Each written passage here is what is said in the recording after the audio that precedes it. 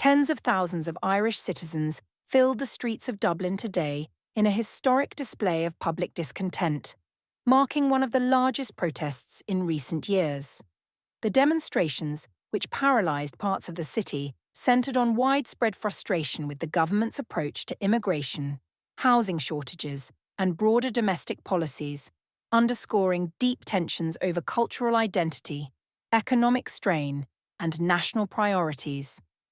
Protesters, many brandishing Irish flags and chanting slogans like "Whose Streets?", "Our Streets," and "Ireland for the Irish," converged in central Dublin to demand tougher immigration controls and greater accountability from the government. Demonstrators voiced concerns over what they perceive as unchecked immigration, arguing it has exacerbated Ireland's housing crisis and strained public services, while some criticised the government for prioritising international issues over citizens' needs.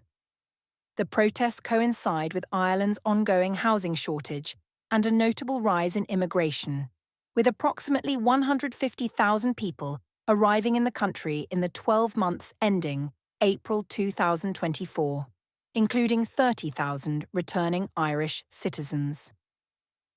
Some protesters also pointed to the government's recognition of Palestine as a state as a sign of misplaced focus amid domestic challenges. And Garda Síochána deployed a robust policing operation to ensure public safety, with a spokesperson affirming that Dublin remained open for business, despite significant disruptions. Traffic updates were shared publicly, and Gardaí encouraged citizens to seek assistance from officers. While no major violence was reported, the sheer scale of the protest caused considerable traffic delays across the city centre. The demonstrations signal a pivotal shift in Ireland's political landscape, with immigration emerging as a flashpoint issue following the general election on November 29, 2024. Major parties, including Fine Gael, Fianna Fáil, and Sinn Féin, have proposed reforms to the immigration system, ranging from establishing a dedicated agency to introducing means-tested contributions for asylum seekers. However, critics like Dr. Eben Joseph, Special Rapporteur for Racial Equality and Racism Ireland, have cautioned against scapegoating migrants for systemic issues like housing, urging the public to critically evaluate political rhetoric on immigration. While many protesters framed their grievances as a defence of Irish heritage and economic stability, some faced accusations of echoing far-right sentiments, with calls to deport certain groups or curb immigration based on unfounded claims.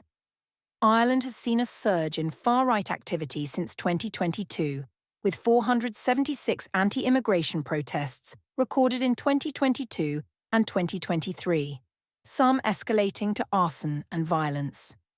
Today's protests highlight the challenges confronting Ireland's coalition government, led by Taoiseach Micheál Martin, since January 2025, as it grapples with mounting public frustration.